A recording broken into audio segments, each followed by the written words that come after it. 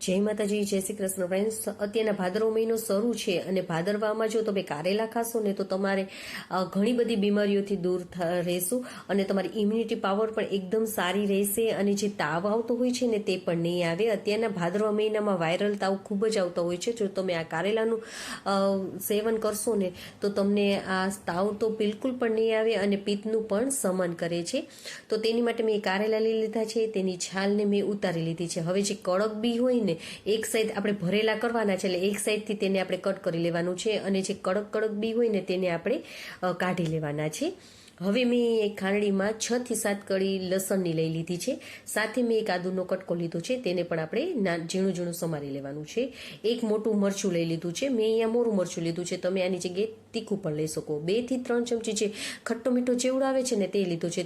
જો તમારા ઘરમાં હોય તો તમારે નાખવાનો, નકર તમે સ્કીપ પણ કરી શકો છો. પણ જો તમે આ નાખશો ને તો તેનો ટેસ્ટ બહુ જ સરસ આવે છે.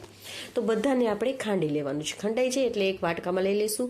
તેમાં જરૂર મુજબ લાલ મરચું, હળદર, 2 ચમચી જેટલું ધાણાજીરુંનો પાવડર, જરૂર મુજબ આપણે મીઠું એડ કરી દેવાનું છે અને આપણે આવી રીતે ગોળને નાખી દેવાનું છે. ખાંડની જગ્યાએ આપણે ગોળ નાખવાનું, તેનાથી તેનો ટેસ્ટ એકદમ સરસ આવે છે. અને સાથે અહીંયા એક લીંબુનો રસને પણ એડ કરીશું. ખટ્ટ મીઠો સ્વાદ હશે ને તો મજા આવશે ખાવાની. 3 મોટી ચમચી જેટલો મેં અહીંયા ચણાનો લોટ લીધો છે અને 1 અડધી ચમચી જેટલું આપણે તેલ નાખી દેવાનું છે. બધાને આપણે મિક્સ કરી લઈશું. પહેલાં તો એકદમ સરળ રીતે તમે આ બનાવી શકશો અને આવી રીતે જો તમે બનાવશો ને તો કારેલા બધાને ખૂબ જ પસંદ આવશે. અને અત્યારના ભાદરવો મહિનો છે ને તો તમે કારેલા ખાશો ને તો તમે બીમારીથી દૂર રહેશો. અને આપણને જે આંખમાં બળતરા, પગના તળિયામાં બળતરા જે પણ થતી હોય, પેટમાં બળતરા થતી હોય તો પણ તે નહીં થાય. તો જરૂરથી ભાદરવા મહિનામાં તમારે કારેલા ખાવા જ જોઈએ.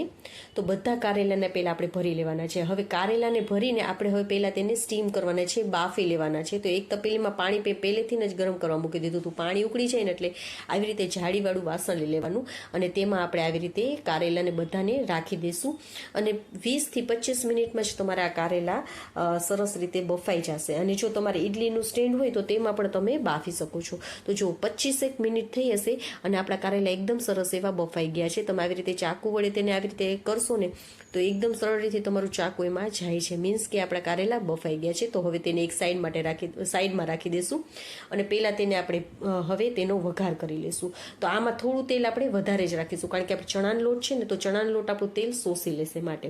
તો તેલ આવી જાય ને પછી તેમાં રાઈ, જીરું ને હિંગ નાખી દેવાની. રાઈ સતળાઈ જાય પછી આપણે આવી રીતે કારેલા રાખી દેવાના છે.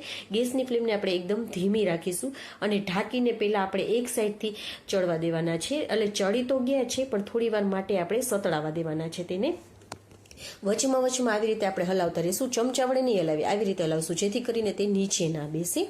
એક સાઈડથી 2 થી 3 મિનિટ થાય ને એક સાઈડથી એકદમ સરસ સતળાઈ જાય ને એટલે બીજી સાઈડ આપણે આવી રીતે કરી લેવાનું.